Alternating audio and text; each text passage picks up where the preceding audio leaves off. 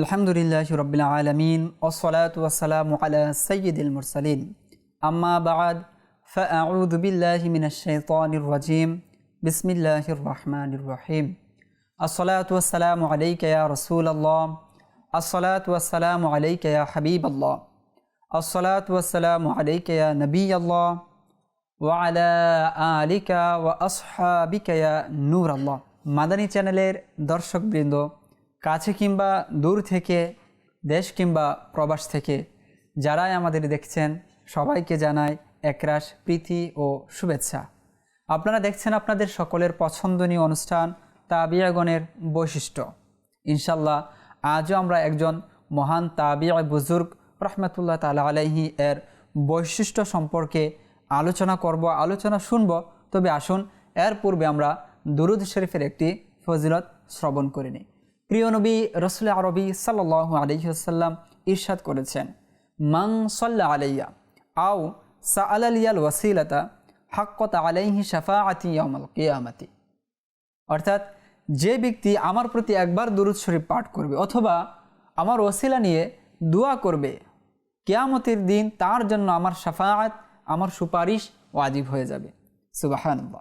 আসুন আমরা অনুষ্ঠানের বরকতে একবার দুরুদ শরীফ পাঠ করে নিই। সল্লু আলাল হাবিব সাল্লাল্লাহু তাআলা আলা মুহাম্মদ সাল্লাল্লাহু আলাইহি ওয়াসাল্লাম।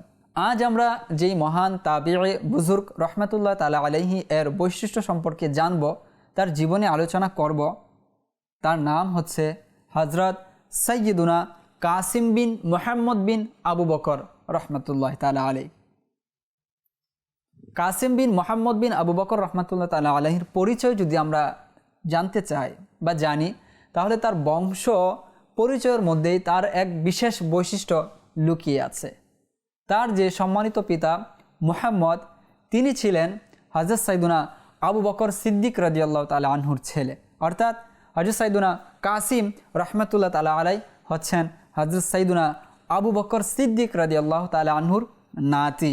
সুতরাং হুজুর সাল্লাল্লাহু আলাইহি ওয়াসাল্লামের সবচেয়ে কাছের যে মানুষ ছিলেন, খলিফাতে রাসূলুল্লাহ সাল্লাল্লাহু আলাইহি ওয়াসাল্লাম, আল্লাহ রাসূল সাল্লাল্লাহু আলাইহি ওয়াসাল্লামের খলিফা গুহার সাথে তার নাতি হচ্ছেন হযরত সাইয়্যিদুনা কাসিম বিন মুহাম্মদ রাহমাতুল্লাহ তাআলা আলাইহি। আর তার ফুফু কে ছিলেন? তার ফুফু ছিলেন হযরত সাইয়্যিদাতুনা উম্মুল মুমিনিন আয়েশা সিদ্দিকা রাদিয়াল্লাহু তাআলা আনহা। সুতরাং বংশীয় দিক থেকে যে হুজুর সাল্লাল্লাহু আলাইহি ওয়াসাল্লামের সাথে যে তাদের একটা সম্পর্ক ছিল, সেই সম্পর্কের বিবেচনায়ও তিনি অত্যন্ত সম্মানী একজন ব্যক্তি ছিলেন। তাছাড়া তার ইলিম, তার ফিক, তার জ্ঞান তাকে আরও সম্মানী করে গড়ে তুলেছিল। যেমনটা আমরা জানি যে ফুকাহায়ে সাবেআ অর্থাৎ 7 জন ফকি, মদিনাতুর রসুল অর্থাৎ মদিনা শরীফের যে শ্রেষ্ঠ 7 জন ফকি ছিলেন, শ্রেষ্ঠ 7 জন আলিম ছিলেন, তার মধ্যে একজন হচ্ছেন এই কাসিম বিন মুহাম্মদ বিন আবু বকর রহমতুল্লাহ তাআলা আলাইহি। আমরা শুনব তার জীবনে তিনি শিক্ষা কিভাবে পেয়েছিলেন, আর ইলমের মর্যাদায় তার আসন এত উপরেই কেনই বা পৌঁছে গিয়েছিল, সেই বিষয়গুলো জানব যে তিনি কিভাবে এই সম্মান অর্জন করেছিলেন। আর কেনই বা হবে না, তিনি যে বংশের সাথে ছিলেন সেটা তো ইলমি ঘরানার ছিল, সেই যে পরিবার ছিল সেই পরিবারে ছিল ইলমের সাগরের সাথে সম্পৃক্ত। তো সুতরাং সেই পরিবারের এক ব্যক্তি আলেমী দিন হবেন না, সেটা কিভাবে হতে পারে? যেমনটা তিনি নিজেই বলেন নিজের লালন পালনের ব্যাপারে। তিনি জন্মগ্রহণ করেছিলেন হযরত সাইয়্যিদুনা উসমান গনি যুন্নুরাইন রাদিয়াল্লাহু তাআলা আনহুর খেলাফতের শেষের দিকে। সেই সময়টায় আমরা জানি যে চারদিকে বিশৃঙ্খলা তৈরি হয়ে গিয়েছিল, মানুষ অন্যায় কাজে লিপ্ত হচ্ছিল। উসমান গনি যুন্নুরাইন রাদিয়াল্লাহু তাআলা আনহু সেগুলো দমন করার জন্য প্রাণপণ চেষ্টা করেছিলেন। শেষ পর্যন্ত তিনি নিজেই শাহাদত বরণ করেন। আর এমন একটা মুহূর্তে তিনি জন্মগ্রহণ করেছিলেন তার পিতা মুহাম্মদ বিন আবু বকর রাদিয়াল্লাহু তাআলা আনহু এর ঘরে। আর সেই সময় মুহাম্মদ বিন আবু বকর রাদিয়াল্লাহু তাআলা আনহু তিনি মিশরের গভর্নর ছিলেন। যখন এই নাজুক অবস্থায় হযরত উসমান গনি রাদিয়াল্লাহু তাআলা আনহু শাহাদত বরণ করেন, আর এরই পরিপ্রেক্ষিতে হযরত সাইয়্যিদুনা মুহাম্মদ বিন আবু বকর রাদিয়াল্লাহু তাআলা আনহুকে শাহাদত বরণ করতে হয়। যেই সময়টায় তার সম্মানিত পিতা শাহাদত বরণ করেন, তখন মুহাম্মদ বিন কাইস এবং তার খুবই অল্প বয়সের এক ছোট বোন, উভয়ই ছোট ছিল। তো তখন তাদেরকে তাদের চাচা আব্দুর রহমান বিন আবু বকর নিয়ে আসেন মদিনায় মিশর থেকে। যখন তাদেরকে মিশর থেকে মদিনায় নিয়ে আসা হয়, হজরত সৈয়দাতুনা আয়েশা সিদ্দিকা রাদিয়াল্লাহু তাআলা আনহা তাদেরকে কোলে নিয়ে নেন আর তিনি তাদেরকে তার কাছেই রেখে দেন। তার এই লালন পালনের ব্যাপারে, অর্থাৎ যখন থেকে হজরত সৈয়দাতুনা আয়েশা সিদ্দিকা রাদিয়াল্লাহু তাআলা আনহা তাদেরকে কোলে নেন, তখন থেকে তিনি এই বিষয়টি বর্ণনা করেন যে আমাদেরকে তো তিনি কোলে নিয়ে নেন, তার কাছে নিয়ে নেন, কিন্তু তিনি আমাদেরকে ওই রকমভাবে লালন পালন করেছেন, তিনি আমাদেরকে ওই রকম স্নেহ দিয়েছেন যেই স্নেহটা সাধারণ পিতামাতাও সন্তানদেরকে প্রদান করেন না। অর্থাৎ এর চেয়ে স্নেহশীল আমি আর কাউকে পাইনি। তিনি আমাদেরকে এতটাই স্নেহের সাথে যত্নের সাথে মানুষ করেছেন, আমাদেরকে বড় করেছেন। অতঃপর তিনি বলেন আমাদেরকে তিনি খাবার খাওয়াতেন, আমাদেরকে পান করাতেন, অতঃপর তিনি কোনো কিছু থাকলে পান করতেন। অর্থাৎ সন্তানদেরকে যেভাবে আমরা দেখি মা বাবা প্রথমে খাবার খাওয়ায়, সন্তানদেরকে পান করায়, অতঃপর যদি উচ্ছিষ্ট কোনো কিছু থাকে, খাবার থাকে পর্যাপ্ত পরিমাণ, তখন মা বাবা আহার করে। অনুরূপভাবে তার এই এতিম ভাতিজা এবং ভাতিজি ছিল, তাদের প্রতি তিনি এতটা সদয় ছিলেন, এতটা হৃদয়বান ছিলেন এবং তাদেরকে তিনি মানুষ করেন। এমনকি বলেন যে আমাদের খাবার দাবার, আমাদের খেলাধুলা, আমাদের ঘুমানো, জাগ্রত হওয়া সব কিছুর একটা রুটিন ছিল। তিনি রুটিন মাফিক আমাদেরকে পরিচালনা করতেন, আর এর মধ্যে তিনি সংসারের যে কাজগুলো ছিল সেগুলো তিনি সেরে নিতেন। আর এভাবেই আমরা আমাদের দিনগুলো অতিবাহিত করছিলাম। এছাড়াও এই যে আমাদের খাওয়া দাওয়া, আমাদের ঘুম, জাগ্রত হওয়া, যে আনুষঙ্গিক বিষয়গুলো ছিল, এর পাশাপাশি সবচেয়ে বেশি যেই বিষয়টা তিনি আমাদেরকে গুরুত্ব দিতেন সেটা হচ্ছে আমাদের শিক্ষা, আমাদের লেখাপড়ার বিষয়ে।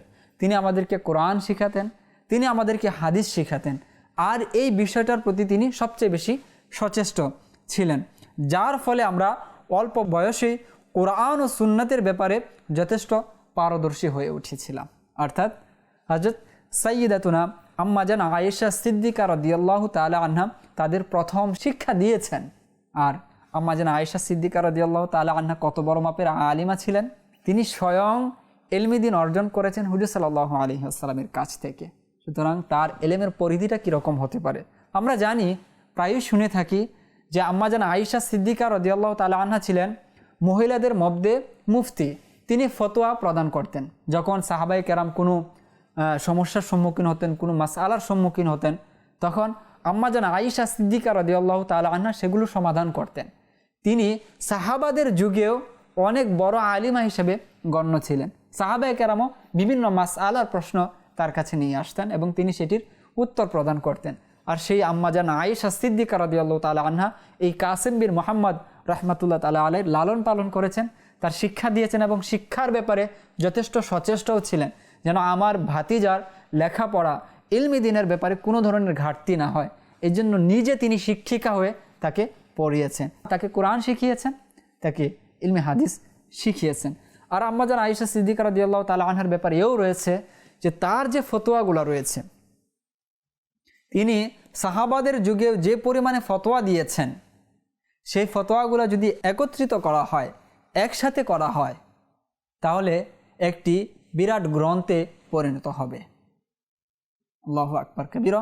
সুতরাং আমরা বুঝতেই পারছি যে কাসিম বিন মুহাম্মদ রাহমাতুল্লাহ তাআলা আলাইহি এর যে বেড়ে ওঠার যে জায়গাটা ছিল, লালন পালনের যে জায়গাটা ছিল, শিক্ষা লাভের যে জায়গাটা ছিল, সেটা কতটা বড় মাপের ছিল, কতটা মহান দরবার ছিল, যে দরবার থেকে তিনি ইলমে দ্বীন অর্জন করেছেন। অতঃপর তিনি বলেন যে আমরা যখন মোটামুটি বয়স হয়ে গেল, বড় হয়ে গেলাম, আর আমার বোন মোটামুটি হাঁটতে, চলতে, ফিরতে, কথা বলতে সক্ষম হয়ে গিয়েছে, তো অনুরূপ একটা দিন আমার এই ফুফুজান তিনি আমাদেরকে গোসল করালেন, কাপড় পরালেন এবং আতর প্রদান করলেন, আতর মাখলেন আমাদের শরীরে। অতঃপর তিনি আমাদেরকে নিয়ে আমাদের চাচা আব্দুর রহমান বিন আবু বকর রাদিয়াল্লাহু তাআলা আনহুমা তার কাছে নিয়ে এলো।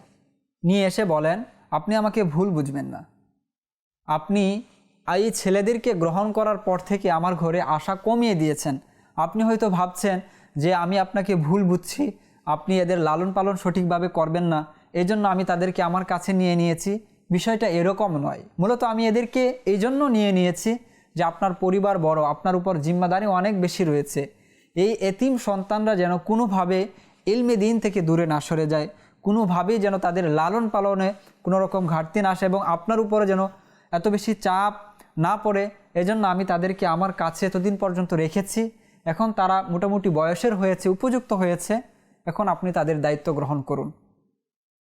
তখন হযরত সাইয়্যিদুনা আব্দুর রহমান বিন আবু বকর রাদিয়াল্লাহু তাআলা আনহুমা তাদেরকে গ্রহণ করেন এবং সেই ঘরেই তারা থাকতে থাকেন। হযরত সাইয়্যিদুনা কাসিম বিন মুহাম্মদ রাহমাতুল্লাহ তাআলা আলাইহি বলেন, আমরা তো আমাদের চাচা আব্দুর রহমান বিন আবু বকর তার ঘরে চলে গেলাম, কিন্তু আমরা তো এতদিন পর্যন্ত বড় হয়েছি আমাদের ফুফু আয়েশা সিদ্দিকা রাদিয়াল্লাহু তাআলা আনহার কাছে। আমরা তার স্নেহ, তার মায়া, তার সহানুভূতি কোনোভাবেই ভুলতে পারছিলাম না। বারবার তার কথা স্মরণ হতো, আর যখনই স্মরণে হতো আমরা তার কাছে চলে আসতাম। তো এভাবে আমাদের যাতায়াত লেগেই থাকতো। তো একদিন আমি এলাম আমার ফুফুজানের কাছে। তো এসে আমি আবদার করতে লাগলাম যে আমরা হুজুর সাল্লাল্লাহু আলাইহি ওয়াসাল্লামের রওজা শরীফে যাব, সেই জায়গাটা দেখব, সেই জায়গাটা কী রকম। তো সাধারণভাবে সেই জায়গাটি তো উন্মুক্ত থাকতো, তবে বিশেষ একদিন সেটি বন্ধ রাখা হতো, আর ওই দিন বাহির থেকে মানুষ জিয়ারত করতো, জিয়ারত করে চলে যেত। তো যেই দিন তিনি রিকোয়েস্ট করলেন, ওই দিনও বন্ধ ছিল ঘর, কামরা যেখানে হুজুর সাল্লাল্লাহু আলাইহি ওয়াসাল্লাম শায়িত আছেন, আরাম করছেন। কিন্তু হযরত সাইয়্যিদুনা কাসিম বিন মুহাম্মদ রাহমাতুল্লাহ তাআলা আলাইহির রিকোয়েস্টে সেই দিন সেই দর খুলে দেওয়া হলো এবং তিনি জিয়ারত করলেন, সাক্ষাৎ করলেন এবং তিনি প্রশ্ন করলেন যে এখানে তো 3 জন ব্যক্তি, এখানে প্রিয় নবী আরবি সাল্লাল্লাহু আলাইহি ওয়াসাল্লাম আছেন, এখানে হযরত সাইয়্যিদুনা আবু বকর সিদ্দিক রাদিয়াল্লাহু তাআলা আনহু অর্থাৎ আমার দাদা জানও আছেন এবং উমর ফারুক রাদিয়াল্লাহু তাআলা আনহু তিনিও আছেন।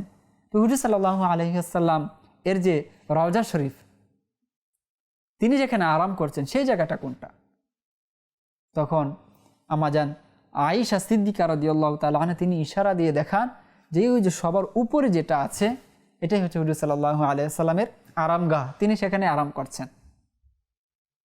তো তিনি দেখলেন যে সবার উপরে যেটা ছিল সেটা হচ্ছে হুজুর সাল্লাল্লাহু আলাইহি ওয়াসাল্লামের রওজা শরীফ। পরবর্তীতে বললেন তাহলে আমার দাদা আবু বকর সিদ্দিক রাদিয়াল্লাহু তাআলা আনহু তার যে আরামগাহ, তিনি যেখানে আরাম করছেন সেই জায়গাটা কোনটা? তখন তিনি বলেন যে হুজুর সাল্লাল্লাহু আলাইহি ওয়াসাল্লাম থেকে যে একটু নিচে অর্থাৎ বুক বরাবর থেকে যে কবরটা শুরু হয়েছে সেটা হচ্ছে তোমার দাদাজান আবু বকর সিদ্দিক রাদিয়াল্লাহু তাআলা আনহুর মাঝার। পরবর্তীতে বলেন তাহলে উমর ফারুক রাদিয়াল্লাহু তাআলা আনহুটা এর পরের, আর উমর ফারুক রাদিয়াল্লাহু তাআলা আনহুর যে মাজার মুবারক ছিল সেটা শুরু হয়েছে হযরত সাইয়্যিদুনা আবু বকর সিদ্দিক রাদিয়াল্লাহু তাআলা আনহুর কোমর থেকে শুরু হয়েছে বা পেট থেকে শুরু হয়েছে। অর্থাৎ আমরা যদি বোঝার জন্য চেষ্টা করি যে হুজুর সাল্লাল্লাহু আলাইহি ওয়াসাল্লামের এটা হচ্ছে রওজা মুবারক, এরপর বুক বরাবর থেকে হযরত সাইয়্যিদুনা আবু বকর সিদ্দিক রাদিয়াল্লাহু তাআলা আনহু, এরপর হচ্ছে হযরত সাইয়্যিদুনা উমর ফারুক রাদিয়াল্লাহু তাআলা আনহুর মাজার মুবারক শুরু হয়েছে। অর্থাৎ স্টেপ স্টেপ এভাবে এটার একটা সারিবদ্ধ। এখানে একটা আদবেরও বিষয় রয়েছে যে কবর তো দেওয়া যেত, আবু বকর সিদ্দিক রাদিয়াল্লাহু তাআলা আনহুকেও যদি কবর দেওয়ার চিন্তা ভাবনা থাকে তো হুজুর সাল্লাল্লাহু আলাইহি ওয়াসাল্লামের সমান করে দেওয়া, অতঃপর উমর ফারুক রাদিয়াল্লাহু তাআলা আনহুকেও একসাথে দিয়ে দেওয়া, অর্থাৎ একসাথে লাগাতার হওয়া।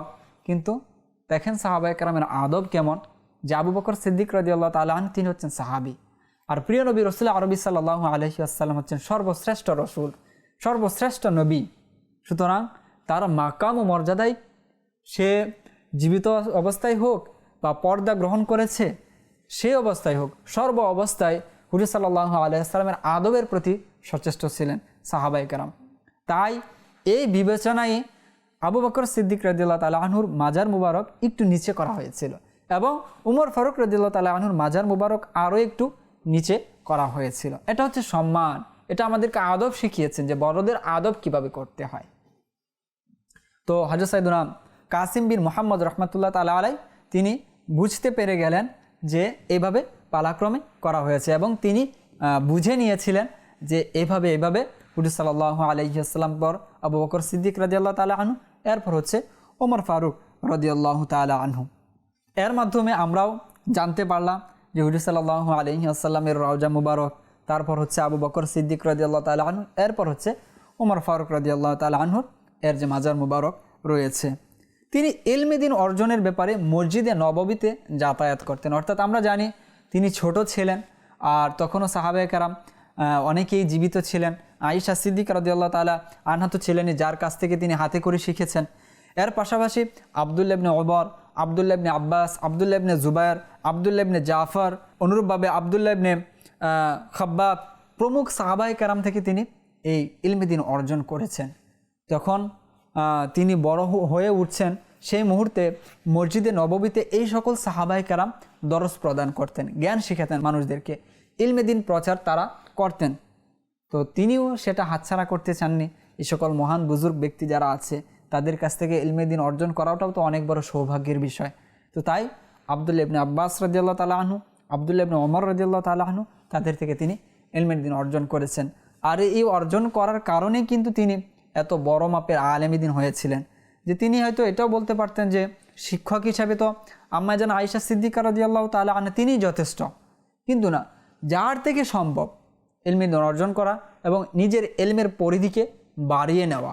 কারণ ইলম হচ্ছে ওই সম্পদ যার ভাগীদার আর কেউ হবে না, যা শুধুমাত্র আপনার, যা আপনাকে শুধু ইহকালে নয় পরকালেও সম্মানিত করবে। পরকাল যদি বলি সেটা কিয়ামতের দিনও সম্মানিত করবে, এমনকি জান্নাতে যাওয়ার পরও আলিমদের মুহতাজ হবে সাধারণ মানুষ, সেখানেও আলিমরা মানুষদেরকে বিভিন্নভাবে দিক নির্দেশনা প্রদান করবে। তাই তিনি সুযোগ হাতছাড়া করেননি, এ সকল মহান সাহাবায়ে কেরামদের থেকে তিনি ইলমে দিন অর্জন করেছেন। আর এই ইলমে দিন অর্জন করতে করতে তিনি এক পর্যায়ে ইমামুল হাদিস উপাধিতে ভূষিত হন। আর সেটাও বেশি দিনের পার্থক্য নয়, তিনি যখন এভাবে যাতায়াত করতে লাগলেন, ইলমে দিন অর্জন করতে লাগলেন, কিছুদিনের মধ্যেই তিনি ইলমের এক ধনভাণ্ডার অর্জিত করে নেন। ইলমের পরিধি এতটাই ব্যাপক হয়ে যায়, পরবর্তীতে লোকেরা তাকে ইমামুল হাদিস উপাধিতে ভূষিত করেন। ইমামুল হাদিস যেন তেন ব্যক্তিকে বলা হতো না, ইমামুল হাদিস সেই ব্যক্তিকেই বলা হতো যার মধ্যে তৎকালীন যুগে সবচেয়ে বেশি কোরআন ও হাদিসের জ্ঞান রয়েছে, তাকেই ইমামুল হাদিস উপাধিতে ভূষিত করা হতো। আর যখন ইমামুল হাদিসে তিনি ভূষিত হন, তখন চারোদিক থেকে লোক তার নিকট আসতে থাকে, দূর দূরান্ত থেকে মানুষ ইলমে দিন অর্জন করার জন্য, যাতে করে তার থেকে ইলমে দিন হাসিল করা যায়। অনুরূপভাবে তিনি ইলমে দিন এর দরস কীভাবে দিতেন সেটাও যদি আমরা জানি, যে তিনি প্রতিদিন সকালে মসজিদে নববীতে যেতেন উজু করে এবং 2 রাকাত তাহিয়াতুল মসজিদের নামাজ আদায় করতেন। অতঃপর রিয়াদুল জান্নাহ যে জায়গাটা রয়েছে, যেখানে সাইয়েদনা ওমর ফারুক রাদিয়াল্লাহু তাআলা আনহু বসতেন, সেখানে বসে তিনি এই ইলমের দরস প্রদান করতেন। আর যখন ইমামুল হাদিস তিনি উপাধি পেয়েছেন, তো মানুষ দূর দূরান্ত থেকে আসতেন। এরকম একজন ব্যক্তি থেকে ইলমে হাদিস শিখাটা সেটাও তো অনেক বড় সৌভাগ্যের বিষয়। এভাবে যখন তিনি ইলমে দিনের দরস প্রদান করতে থাকেন, দিতে থাকেন, তখন তিনি মূলত এক মুকুটহীন বাদশাহে পরিণত হন। কিভাবে সেটা হচ্ছে তিনি যখন এভাবে ইলমের দরস প্রদান করতেন, তখন উমাইয়া খেলাফত চলছিল, অর্থাৎ বনু উমাইয়ার যে শাসক যারা ছিল তাদের খেলাফত চলছিল। তখন তিনি এতটাই প্রসিদ্ধ লাভ করেন যে উমাইয়া খেলাফতের যারা খলিফা ছিলেন তারা তার কোনো পরামর্শ ব্যতীত কোনো ফয়সালা নিত না, সিদ্ধান্ত গ্রহণ করত না। তো এই জন্যই পরবর্তীতে উলামায়ে কেরামগণ বলেন, যদিও খিলাফতের মুকুট উমাইয়া বংশের যারা ছিল তাদের মাথায় ছিল, কিন্তু মুকুটহীন বাদশাহ মূলত ছিল এই কাসিম বিন মুহাম্মদ রাহমাতুল্লাহি তাআলা আলাইহি। তার ব্যাপারে আরও একটি চমকপ্রদ ঘটনা এরকম রয়েছে যে ওয়ালিদ বিন আব্দুল মালেক যখন মসজিদে নববীর সম্প্রসারণের তিনি চিন্তা ভাবনা করলেন যে মসজিদে নববীর সম্প্রসারণ করা দরকার, এটার পরিধি আর একটু বাড়ানোর দরকার, কেননা হজের মৌসুম যখন আসে তখন মসজিদে নববীতে মানুষের জায়গা হয় না, সংকলন হয় না জায়গার।